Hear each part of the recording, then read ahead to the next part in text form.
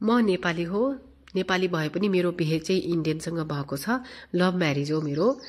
त हिमाचल प्रदेशको शिमला डिस्ट्रिक्टमा भएको छ।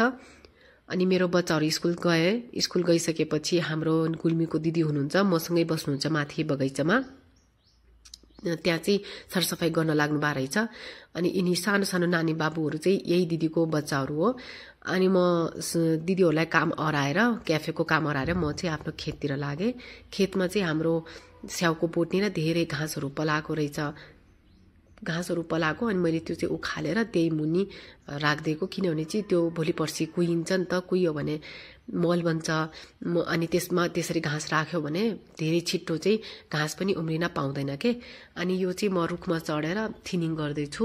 थिनिङको मतलब के हो भने चाहिँ अब जस्तै 4वटा दाना छ भने राम्रो खालको 2वटा दाना मात्रै राख्ने के। किनभने चाहिँ धेरै क्रपहरू लियौँ भने हामीले साइजमा पनि इम्प्याक्ट पर्छ, किनभने साइज राम्रो बन्न पाउँदैन। त्यसै गरी घाम पनि राम्रो लाग्दैन त्यसमा, फेरि कलरहरू पनि राम्रो आउँदैन के। त्यही भएर हामीले चाहिँ काटेर फाल्नुपर्छ एक्स्ट्रा भएको जति हेभी क्रप भयो भने चाहिँ। अनि त्यसै गरी हामीले माघको महिनामा चाहिँ कलमी गरेको थियौँ। कलमी गरेको यसको प्लास्टिक चाहिँ मैले काट्न लागेको अब, किनभने प्लास्टिक काटेन भने चाहिँ यसमा चाहिँ के हुन्छ भने जहाँनिर प्लास्टिकले च्याप्छ नि त्यो चाहिँ मसिनो हुन्छ। अनि भोलि पर्सि यो चाहिँ भाँचिएर जान्छ के। यो काटेर फालेको अनि फुल पनि काटिदिएको मैले। त्यसै गरी अब म आएँ आफ्नो क्याफेमा बनाउँदैछु मैले कडी। यो चाहिँ महीको भन्छ के, मही भन्छ नेपालतिर है, महीको हो यो।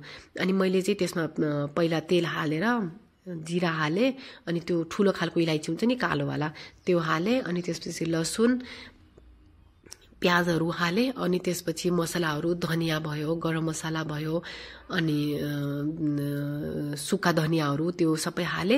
हालिसकेपछि चाहिँ हामीले बेसारहरू, नुन खुर्सानी हाल्ने नि, रेगुलर मसलाहरू हाल्ने के। अनि यो सबै मसलाहरू हालिसकेपछि चाहिँ हामीले एउटा त्यो चनाको पिठो हुन्छ नि, चना दालको के, त्यसको पिठो चाहिँ बेसन भन्छौँ न, बेसन चाहिँ हामीले हालेको। बेसनलाई मजाले पकायौँ भने यो चाहिँ कडी चाहिँ फाट्दैन के, यसरी पकाउने। अनि त्यसपछि चाहिँ मेरो आफ्नै घरको मही थियो, मही चाहिँ यसरी हालेर अनि मजाले बाक्लो हुन्जेल चाहिँ पकाउने के।